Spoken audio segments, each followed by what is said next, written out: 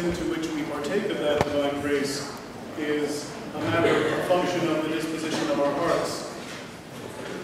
Christ likens grace unto seed, and he goes further and tells us that the seed is the Word of God. And he divides the reception of that seed into several buckets. He says, first and foremost, that there is some seed that doesn't even make it onto the field. He says that the seed falls onto the roadside and it's trampled underfoot and it's destroyed. We know that this, dear brothers and sisters, refers to the majority of the world, which either has no knowledge of Christ or, even if it knows of him, couldn't care less. And thus, it throws away its own salvation. Christ next speaks about that seed which falls upon stony ground. And now we have entered into Christian territory, because these next few categories would apply to all of those who call themselves Christians and who find themselves within the Church of Christ. Christ says that on this stony ground the seed falls and that it cannot take root. And we need to be careful, dear brothers and sisters, that we, having received the fullness of grace, do not allow our hearts to become hard and stony and unresponsive to the grace of God. We know that this is soil that is not fit to grow anything. And so we work the soil through prayer, through fasting, through acts of kindness towards other people, through attending the divine services and receiving the holy mysteries. And if we are fortunate, the soil of our hearts becomes less stony over time. But Christ warns us here as well. And he says that even fertile soil, if it is not tended, will grow up thorns.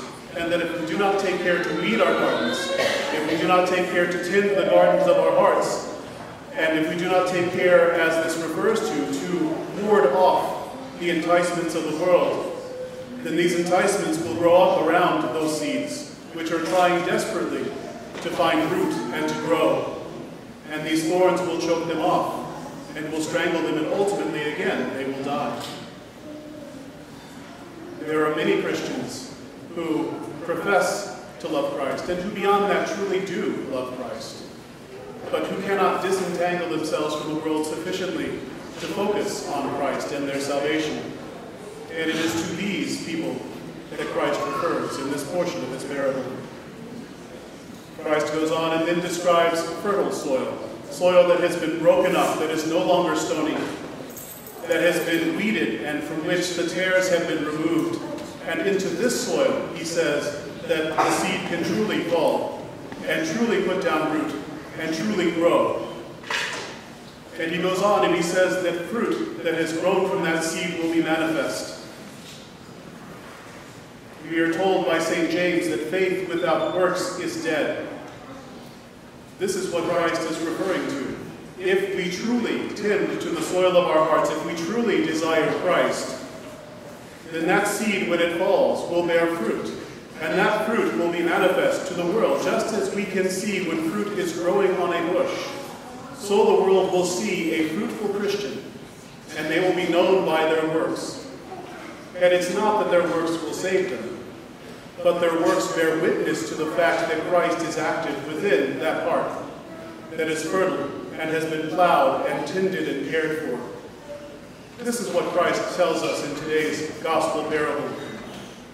The only question that remains for us, dear brothers and sisters, is, do we care enough about our salvation? Do we desire enough to see those fruits of grace, to tend to the soil of our hearts?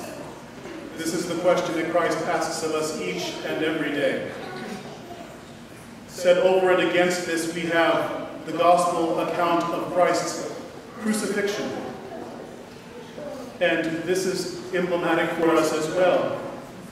Because if we truly are going to tend to the garden of our hearts, we need to be willing to die to ourselves. Christ died to himself for our sake. Do we love him enough to die to ourselves for his sake? May God so grant that we desire him enough that we invest the time and the energy in the labor, in plowing the fields of our heart, so that we might receive that bounty of grace, and having received that grace, we might reap the bounteous harvest as well. Amen. The blessing of the Lord be upon you through his grace and love for mankind, always now and forever.